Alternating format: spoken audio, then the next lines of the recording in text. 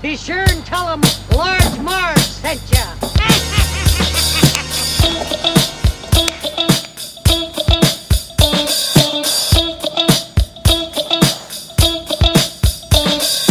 In the 90s, we were just teeny tykes. We rented movies and our bikes. We wanted to be DJs, but we were just teeny gals. So we went off to college and we remained as pals. 20 years later, we're still watching flicks and we're bringing you the feedback bit by bit. Sweetie and Sweetie are here to say it's the Large Marge Santa's podcast.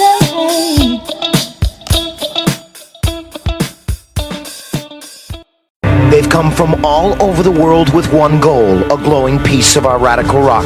But one question still remains. Do you have it? Do you have it? Do you have it? Hey guys, welcome to the Large Marge Santa's podcast, your favorite podcast where two sweetie sisters is getting raspy. This is our second episode of the night, and I'm Sweetie. And I'm Sweetie. Sorry, I just got really distracted by my very raspy voice. Rasperson. So it has come to our attention that we were due for a bonus episode. Love these little bonus eps. Bonus app. I would like to bring everyone's attention to the fact that not just last week or so, I said, Sweetie, we haven't done a bonus episode in a while. I'd like to do one. And she said, no, I don't like those.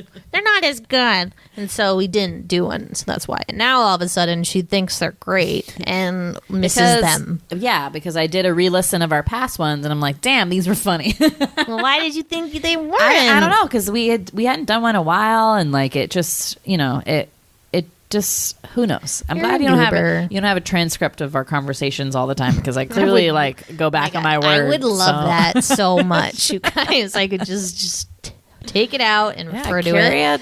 I would be a super spy. I would love carry to. a recorder in your pocket. Yeah, you're right. Do that, no problem. Totally James should. Bond that shit. But tonight we decided to go back to the 90s, back to the game show circuit, and we watched Do You Have It? Guts. Do you have it? Guts. Guts. So, global gluts. We're really tired. It's a tough thing to say. I'm sorry. So there were two versions of Guts. There was normal Guts, which was just your kind of run-of-the-mill athletic type show. 3 kids versing each other and competing to win a piece of the Agrocrag. Yeah, just regular Joe Schmoes, from Anytown, USA. Yep. Not special. Not special kids. And then they switched to Global Guts at some point, which took kids from all different countries around the world, and 3 at a time would compete in the show, I guess, and they would rack up medals. So it was basically like a kid's version of the Olympics. Yeah. And then I guess at the end of the season or whatever, they would tally up those medals, and then the 3 highest countries would kind of duke it out. I don't know if they nominated somebody to go or what. Watching those, whatever those final whatever ones were. But yeah, so I think Guts ran from 1992 to 1996, which isn't very long. Oh, that's long for a game show. Yeah, for it a Nickelodeon is. But game show. and obviously so much was in syndication, and they would be showing them all the time. But it seemed like it just stretched for a good chunk of my childhood, and not 4 years of it. So again, just from reruns and stuff, that's why it feels like that. But right in the early to mid 90s, so nice little run. You had Mike O'Malley as the host, who actually is a Boston native, grew up in New Hampshire, but was born in Boston. Mike O'Malley. He's a cool guy. Fun fact. 2 fun facts. Fun fact number 1. Our father had a friend also named Mike O'Malley. Confused me forever. Very confusing to a child who likes to watch the show Guts. Yeah. So I was like, what the fuck? Also hilarious on that front is that our parents set him up with a woman named Mo, who Mom knew from the paper. Whoa. And, right? Maybe not. No, she's been married wrong. for a long time. Oh, you're right. Yeah.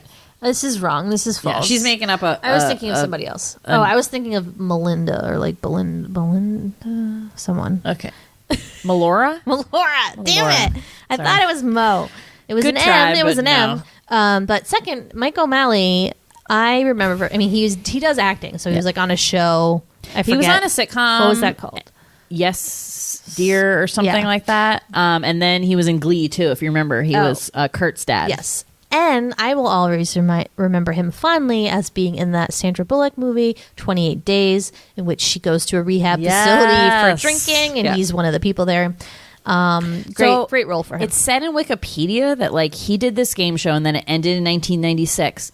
And who else but Mark Summer, the host of Double Dare, told him to stay in LA and try to like make it as a TV star / film star. Good. So thank you, Mark Summers. So smart. You He's and so your wise. OCD, like He's like you pushed him on. He's you like pushed him Oprah, forward. basically. Yeah. So that's pretty cool. So Mike O'Malley's great. He's like has a ton of fucking energy, and like we always say for these kid shows, like good for fucking you, because I'd be like, this is retarded. Sorry, I don't want to use that word. This is dumb. Like I really give props for adults for being like so excited and like calling these kid shows that are like are cool in itself, but like I don't know. I just find that funny that you'd like going to work today, gonna film 5 episodes of Global Guts. I feel like you would like have to take some form of substance, to get to that level of hype. Yep. Like I don't know. But anyway, so he was the host, and then he had kind of a co-host situation with she was the referee. I know, but was basically the co-host, and her name was Maura Quirk.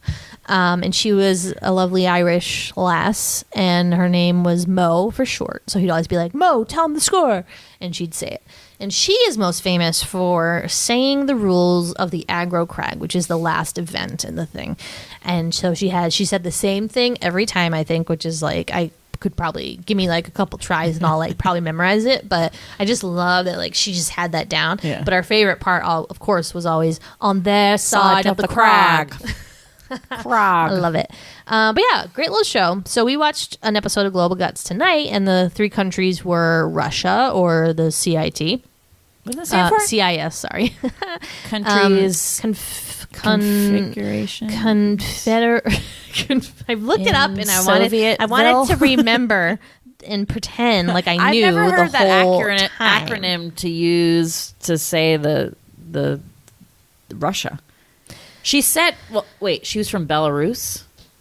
Oh, I thought she was from Russia. The Commonwealth of Independent States. Okay. So was formed when the former Soviet Union dissolved in 1991. Ah, okay. So they were still kind of like, I thought she said Belarus, but yeah. So Russia. The UK. Nice girl from the UK. Rachel. Yep. And then Portugal. What was that guy's name? We didn't say the first girl's name. Yeah. But so Irina. I remember that. But nice thing about this show is that they put like boys against girls, girls against boys. Like there's no let's only have the girls versus the girls. I just really found that great. Well, and I will say initially from the first event, and we'll go through the different events we saw, but I was like, this show's bullshit, because I bet like all the guys are just like outrunning the girls. But the brilliance of this show is that it really like mixed up all different skill levels. So it didn't matter if like you maybe could run faster, because that was really only like one event. Like it was just such a mix up of skill level that really like anybody could take it. And I think at this age level, boys and girls are actually on a more even playing field than they are later in life. At least I could run faster than all the boys in my school when I was in 5th grade. So, but it was also seemed to be like just kind of, can you figure out like how is the best way to approach this activity? Really? Right. So there's weird events. There's weird events. Yeah. So the first one was called Thinking Horizontal. Oh. That was like vertical G or something. No. I don't know. So they're like on a harness, and the track is like, it's like they're making it look like a kind of like a hurdles, like a track, but it's flipped on its side, and they have a harness, so they have to like run sideways, and they have to like bounce on trampolines to jump over the hurdles. So it's like it's pretty quick, but they have to get through it. Yeah. Well, what I was like so amazed was that all of these little races are so short. Yeah. They're like, okay, and Irina finishes in 20.4 seconds. You're like, 20 seconds? What is that, a blink? Like, what can you do in 20 seconds? Like, good for them. The boy did it in 17. Yeah. I mean, so you're like watching these and you're like, shit, like that's fast. But they have to cram 5 events in a half hour. Right. So they got to move it along. Yeah, that one was cool, but like not. Thing with all these events too, it is like dry ice city. So like half of the events are like what makes it like whoa, it's like a big obstacle is that there's like fog everywhere, but they call them all these like cool names. You're like whoa, but it's just like tons of dry ice everywhere. I'd love to know the dry ice budget for the show. It's probably like millions of dollars. Yeah. Like they're filling out the invoice at the end of the day. Okay, spend all of our budget on dry ice. Next event. The tornado run. My notes say dumb ? Okay, that was the dumbest fucking event ever. Okay, this is what it was. A track, and you had like basically some like obstacles, which again was like dry ice, but also like maybe some boards to run over. They call them like earthquake something, so it's like a piece of a road, but it would like move up and down, sort of. You could definitely like avoid it at all costs. But yeah, that was that. It was like wasn't even a lap around the track. And then you like go under like a net or something, and then you come out and you run to the finish line. So it's pretty dumb. I agree. Dumb ! Yeah. We can change that. The third event was the water one, which I always love because those ones always tend to be the most challenging and where you run into the most that one was called frustration. Boogie Down. So they're on a boogie board in a pool, and they're like kneeling down on their, and then there's a rope down the middle, and there's all these like jets in the pool, like firing water. And then my favorite part, of course, is always that they have like 10 people in the pool to like as safety people, like oh geez, she's going too fast, she's gonna drown. She's in the water. So in this one, you like simple pulling movement. You pull yourself down the rope. The first girl goes from Russia. She's good. She's great. She's pretty fast. We're like, all right, okay, cool. The other kids saw her go. I think they know what to do. Yeah. Well, initially, Mike O'Malley says it's about arm strength, but was it? Yeah, because they were not using their arm strength. It was about correct arm technique. Oh, yeah. So the other people go, and they're doing this weird ass thing that I don't even know if I can describe it. They're like sliding, pulling with them, just really with one arm, pulling with their good arm, pulling, and then they're like kind of using the other arm to I think balance. I don't know, But it made the water go on the board, so they sunk. They sunk, and then it took them forever. So the second girl had to go, and her time was like 30 seconds. Yeah. The boy goes last, and he's even worse, and he can barely make it to the finish line. His time is like 40 seconds. Oh my God. Sucker. I was getting into it so bad. This is how you know it's a great game show. Because I'm like screaming at a 10-year-old, being like, what are you doing, Raul? Like, that is not the right technique. You're going nowhere. Like, I was freaking out. It's funny that like Mike O'Malley is he's excited too, but like if we were that host, like we would be saying mean things to him where he's like he's just not doing the right technique. He's not doing it. Skit, like it would be like a mean, horrible really guts announcer. It'd be so funny. But yeah, that one was like kind of crazy. What was I going to say? Shoot. No, I forget. But yeah, so they basically just like got sunk. But then also their faces, because it was like really hard. Yeah. So like poor Raul on the end is like basically like a hyperventilating. He's like so tired. He like can't control his boogie board. He like rolls in at 40 seconds. And it's like we were saying, like they don't change up the order of the kids. So they only had one event where they all went at once, which like so the other ones you go one at a time. Mm-hmm. And they don't change up the order, so they always go, the Russian girl always went first, the British girl went second, and then the Portuguese guy went third.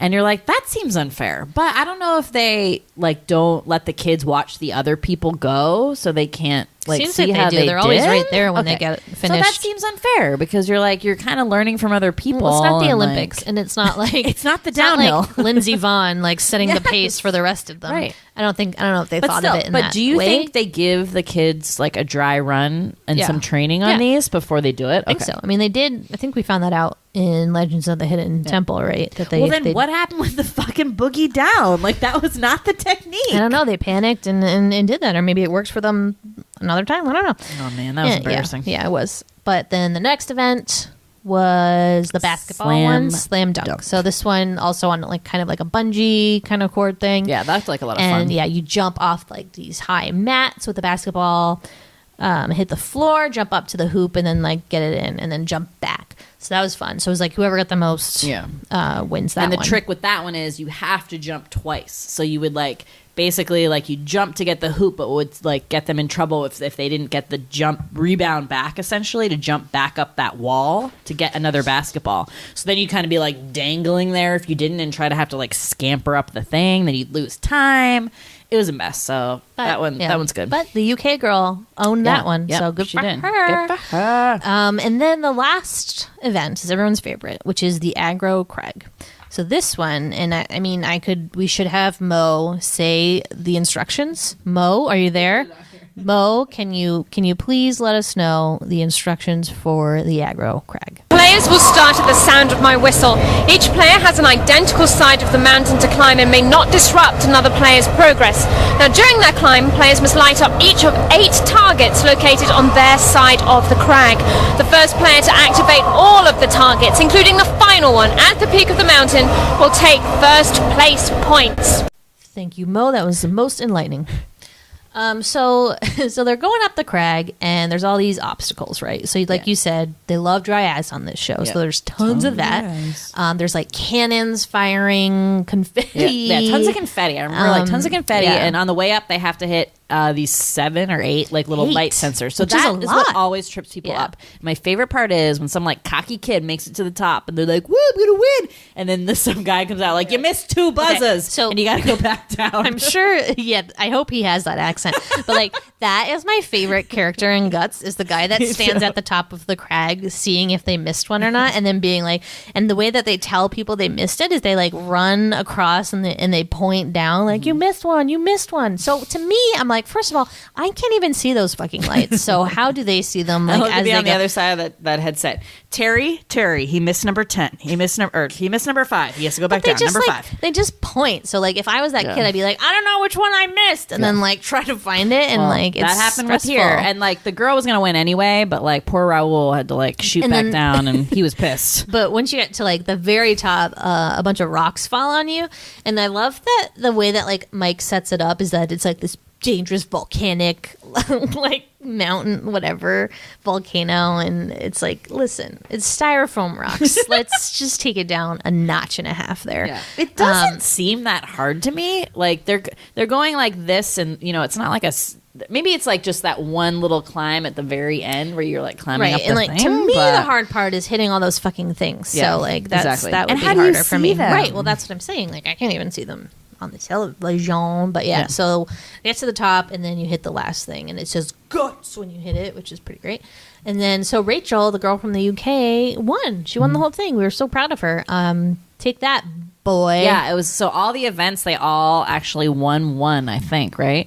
I think Rachel won 2. But so they kind of spread it around, which is really nice. And at one point they were all tied, which is like, it's anybody's game. Like, cool. I have seen some of those where some kid is just like a wizard and is like first place in everyone, and basically is so far ahead that like no matter if he lost the crag or she lost the crag, they like would still win.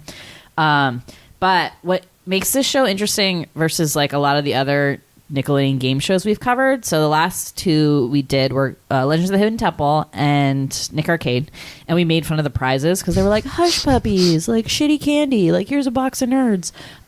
So for this, they don't give any prizes except you get medals. So like the Olympics, you get like a bronze or whatever, silver and gold. But then the winner gets, and as a kid, this was like the coolest fucking thing.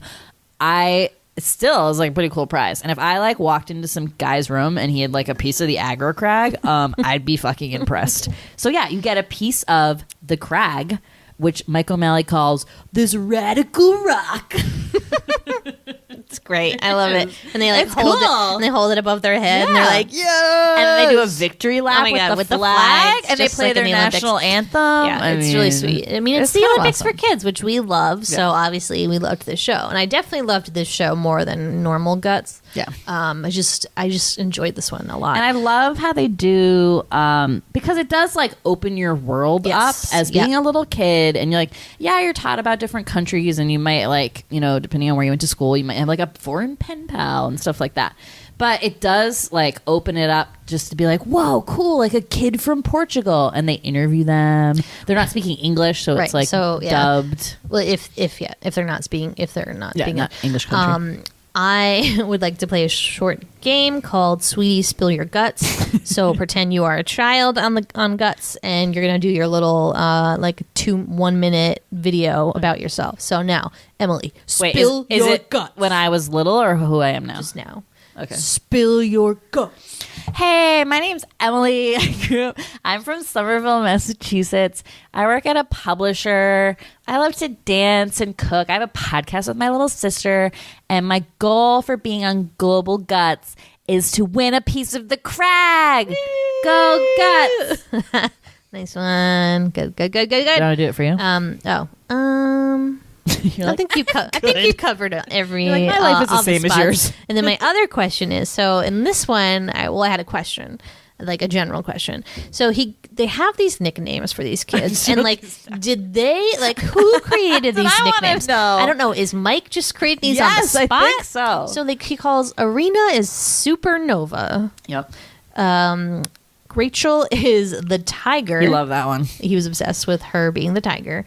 And then the last guy, who I'm sorry we forgot his name. Yeah. It's not whatever Sweetie kept saying. It is not that. I think it's like Rodrigo or something. His was Elastic Man. The Elastic Man, which, to be fair, is the worst one. Yeah. I mean, do you think he went to the kids, or they asked them before, okay, we need a nickname for every one of you. What would you want your nickname to be? I mean, what would you want your nickname to be, Sweetie? Maybe the cat. I like cats. The Jaguar. Here comes the Jaguar. Panther. Yeah. Ooh, Panther. Purple Panther. Panther baby. No, wait. There's no purple panther. No, because you might like purple. You're a girl. I never liked purple. You can't be Black Panther. Only like something blue. Else. Can be Blue Panther? No, that's I'm a Gray Panther like Desmond. Needs to be a alliteration. Listen, calm down. I can be Black Panther if I want. Wakanda forever, okay? But yeah, I got a kick out of that too. And then another thing, we didn't see this in this one, but I do remember episodes when I was little where there is a part where Mike interviews one of the competitors, and he asks them a question. And this just happened. He happened to ask the girl from the UK, so there wasn't any need for a translator. But there have been ones where the kid doesn't speak English, so they have this weird translator next to them. And I remember watching it when I was little and knowing and being like, that guy has no idea what she's saying. It was the most awkward thing. She was just saying things, and he was like, she's having a really good time and she's having fun. It was so awkward. That's great. And then the other weird thing about this show is that they show these booths, right? Where there's maybe 20 booths. What are those? With they these didn't go people, back to those. And they have the flags over them. So there's each country. It looks like the UN, but they're on phones, and I don't know who they're calling Recruiting. or who they're talking to, but it's really weird. And no one has ever explained it. They don't do a callback to that. They're just there was wicked random countries. You're like, oh wow, Israel's here? Random.